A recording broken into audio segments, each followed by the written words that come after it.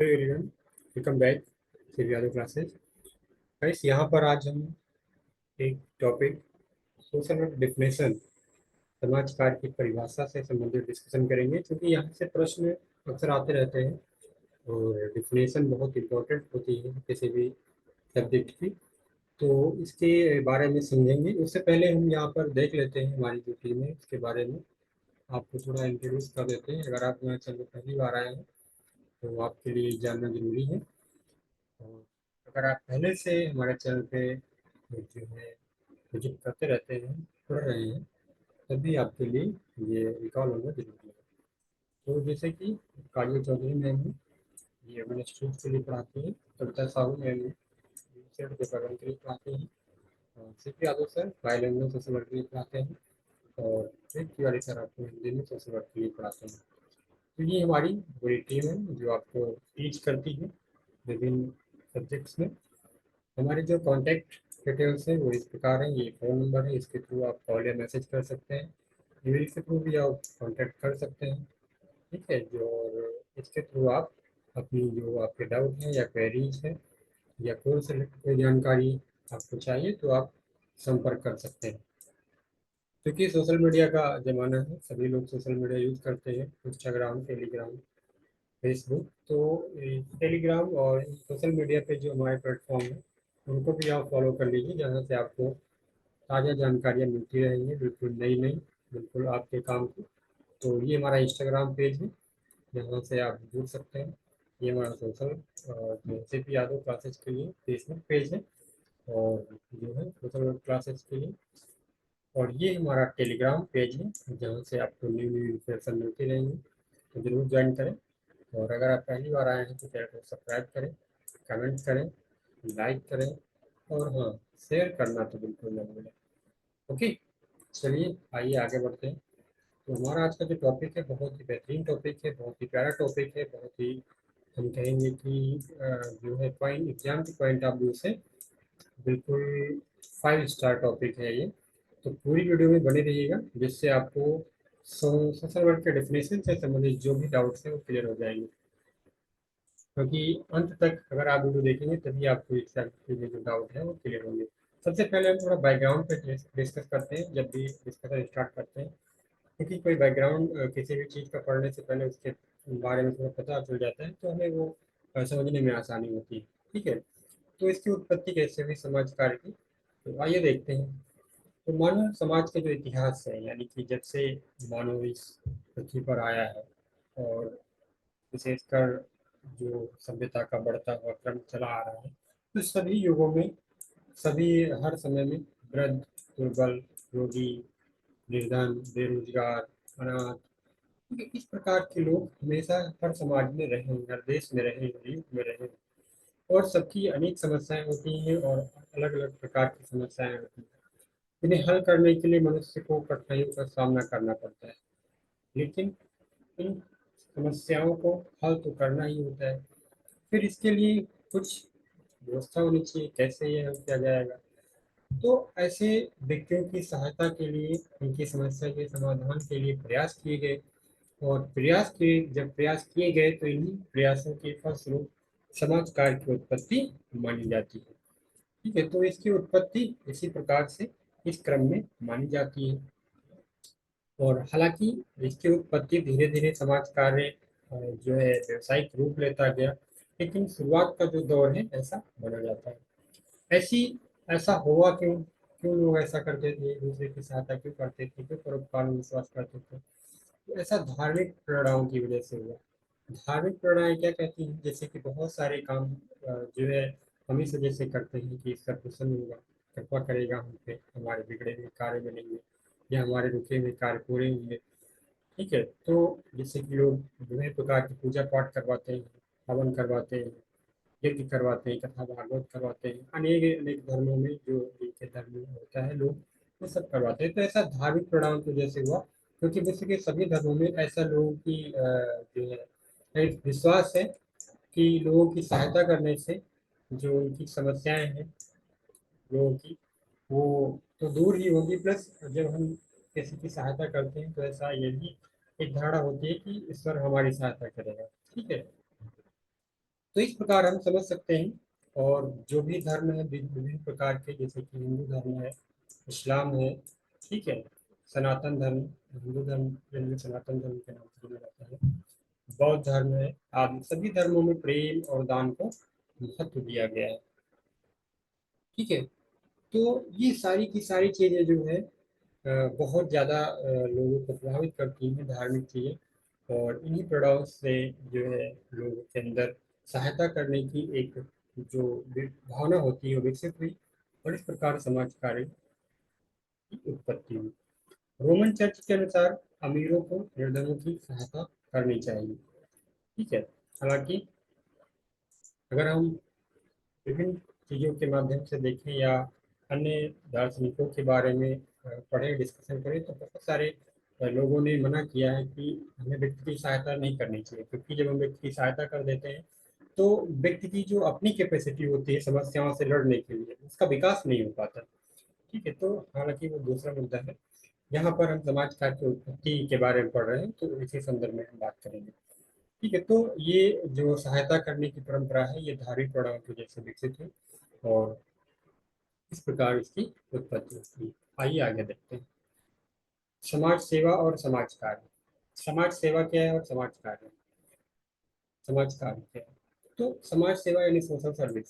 Social service में क्या होता है, इसका बहुत पुराना इतिहास है, और इसके अंतर्गत जैसे कि नहरें बनाना, तालाब बनवाना, पेड़ लगवाना, ठीक है, मंदिर बनवाना, धर्मशाला बनवाना, आश्रम बनवाना, चिकित्सालय बनवाना, विद्यालय बनवाना, आज विभिन्न कार्य जो है सोशल सर्विस के अंतर्गत जो है रखे जाते हैं, समझे जाते हैं।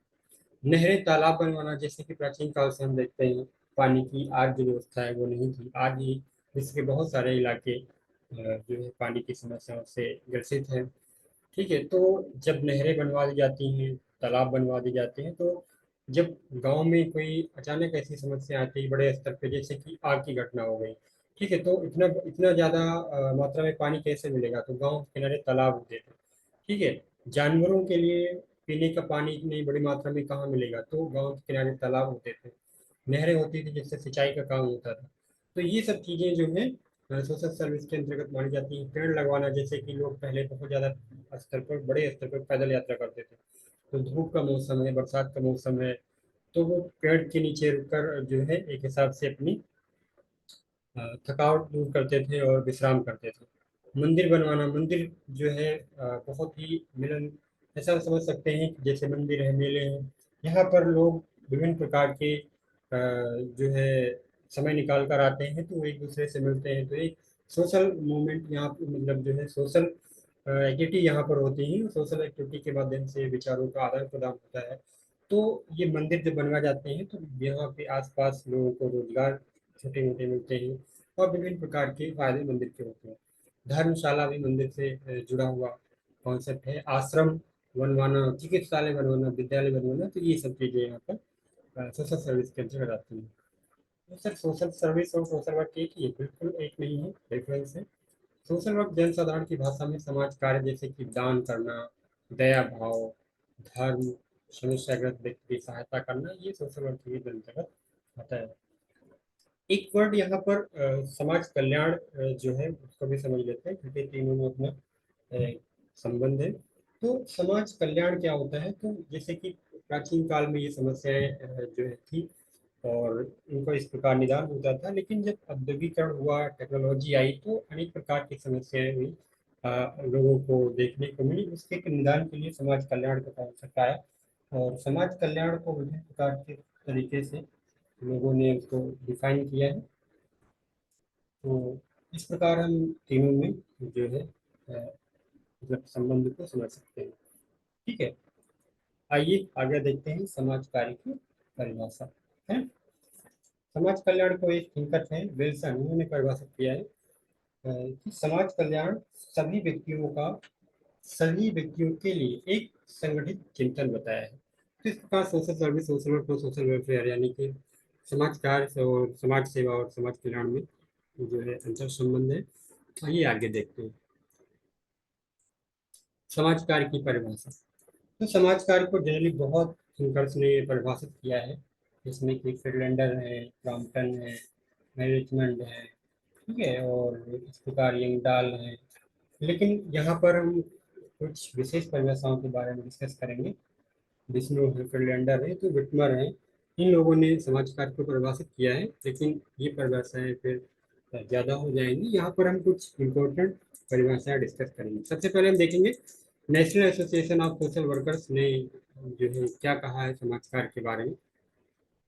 तो इनके अनुसार समाज कार्य व्यक्तियों, समूहों और समुदायों को सामाजिक कार्यात्मकता यानी कि सोशल फंक्शनिंग के लिए अपनी क्षमता में वृद्धि करने या इन्हें बहाल या पुनः स्थापित करने के लिए अपने उद्देश्यों के अनुरूप, जिसके उद्देश्य के अनुरूप सामाजिक दशाओं का सृजन करने में सहायता प्रदान करने का व्यवसायिक क्रियाकलाप है।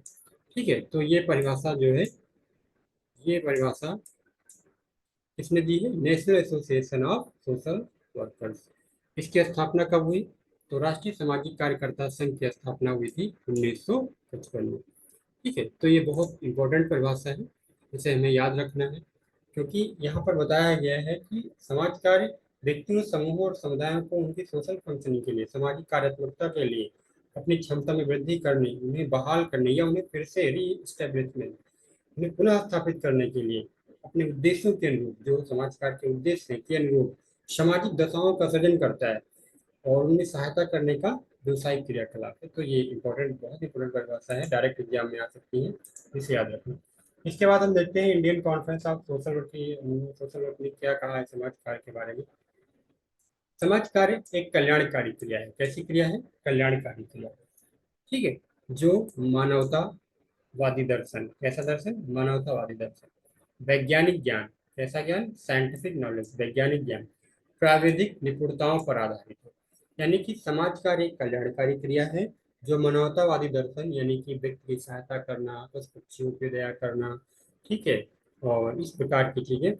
तो मानवतावादी दर्शन, वैज्ञानिक ज्ञान यानी कि तथ्य पर, जांच परख कर चीजों पर विश्वास करना, अंधविश्वास को जो है यहाँ पर जगह नहीं दी गई है। तो वैज्ञानिक ज्ञान की बात करता है, प्राविधिक निपुणताओं, टेक्निक टेक्निक के बेस पर जो निपुणताओं पर आधारित है। इसका उद्देश्य व्यक्तियों, समूहों या समुदाय की सहायता करना है। इसका उद्देश्य क्या है? व्यक्तियों, समूहों या समुदाय की सहायता करना, जिससे वे सुखी एवं संपूर्ण जीवन व्यतीत कर सकें, वो अपनी हैप्पी लाइफ को एंड फुल लाइफ को एंजॉय कर सके। तो ये जो है परिभाषा Indian conference of social work द्वारा 1957 में दी गई है। तो याद करने के लिए आप कल्याणकारी क्रिया और संपूर्ण एवं सुखी जीवन, मतलब दो चार टर्म को आप जो है नोट करके भी परिभाषा को याद कर सकते हैं। नहीं तो छोटी है परिभाषा, इतनी बड़ी नहीं, इसको वैसे भी याद कर सकते हैं। ठीक है, तो जब हमें कोई परिभाषा याद करनी होती है तो जनरली हम उसका जब टर्म समझ लेते हैं तो उन्हें समझने में आसान हो जाती है। ठीक है, तो national conference of social work द्वारा समाज कल्याण की कल्याणकारी क्रिया पर बात की गई है, मानवतावादी दर्शन और वैज्ञानिक ज्ञान और प्राविधिक निपुणताओं पर बात की गई है। तो ये चीज से आप इसको रिकॉल कर सकते हैं, याद कर सकते हैं। अब हम इसकी वैश्विक परिभाषा पर बात करते हैं। जो इसकी वैश्विक परिभाषा है समाज कार्य की, जुलाई 2014 में ये में IFSW की जनरल मीटिंग और IASSW जनरल असेंबली द्वारा इस परिभाषा को मंजूरी दी गई। क्या है ये परिभाषा? आइए देखते हैं। समाज कार्य एक अभ्यास आधारित पेशा है। कैसा है? प्रैक्टिस बेस्ड पेशा है, और एक अकादमिक अनुशासन है जो सामाजिक परिवर्तन यानी कि सोशल चेंज और विकास यानी कि development, social change and development, सामाजिक सामंजस्य, सोशल कोहेशन, और लोगों के सशक्तिकरण, पीपल एम्पावरमेंट, और मुक्ति, लिबर्टी को बढ़ावा देता है। यानी कि समाज कार्य एक अभ्यास आधारित पेशा है और अकादमिक अनुशासन जो सामाजिक परिवर्तन और विकास, सामाजिक सामंजस्य, लोगों के सशक्तिकरण और मुक्ति को बढ़ावा देता है। ठीक है, तो टर्मिनोलॉजी बहुत इंपॉर्टेंट है, एग्जाम में आती है, आती रहती है कि समाज कार्य जो है सामाजिक परिवर्तन और विकास, ठीक है, सामाजिक परिवर्तन विकास, सामाजिक सामंजस्य, लोगों के सशक्तिकरण और मुक्ति को बढ़ावा देता है।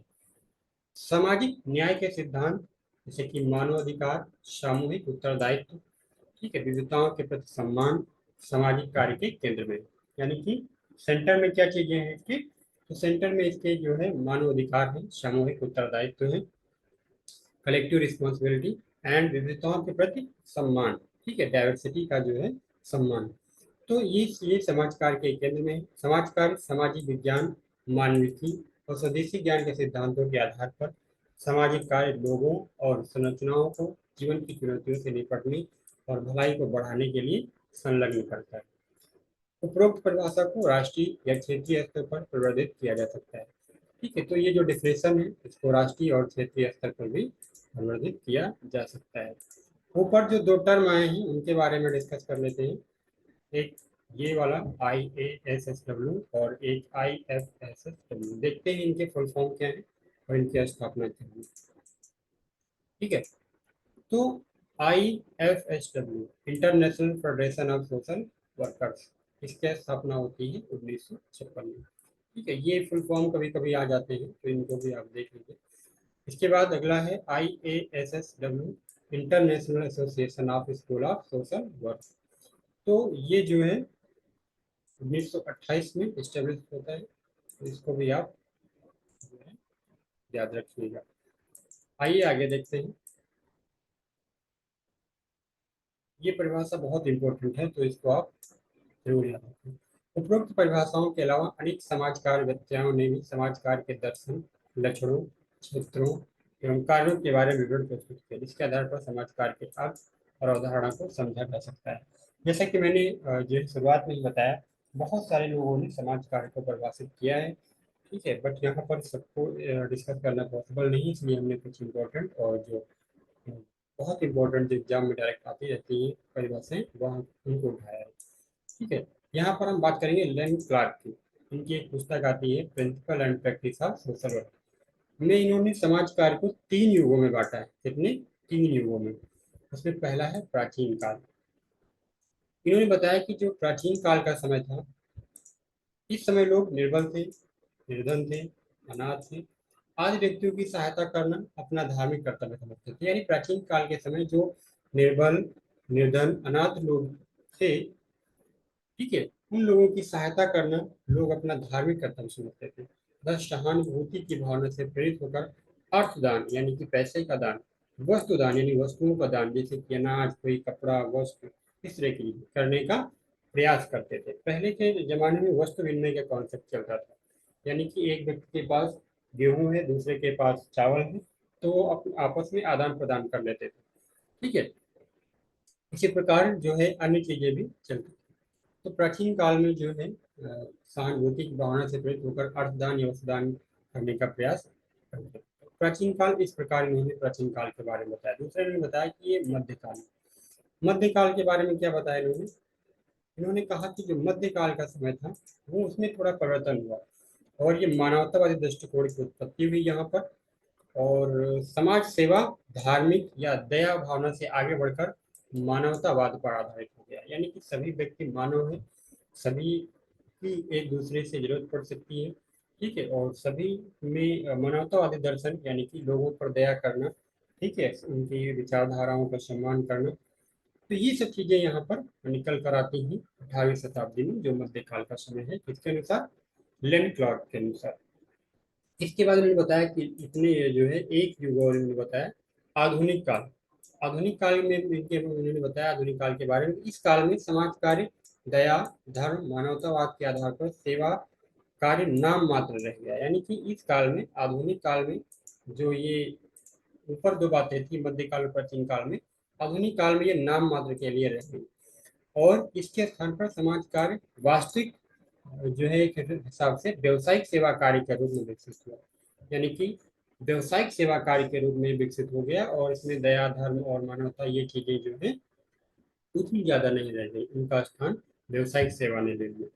ठीक है, तो इस प्रकार जो है लेन क्लार्क ने समाज कार्य को 3 भागों में बांटा अपनी पुस्तक principle and practice of social work में। ठीक है, 3 भाग कौन से हैं? प्राचीन काल है, मध्यकाल है और आधुनिक काल है। तो इस प्रकार हम समझ सकते हैं समाज कार्य की उत्पत्ति और उसकी इम्पोर्टेंट परिभाषाओं के बारे में।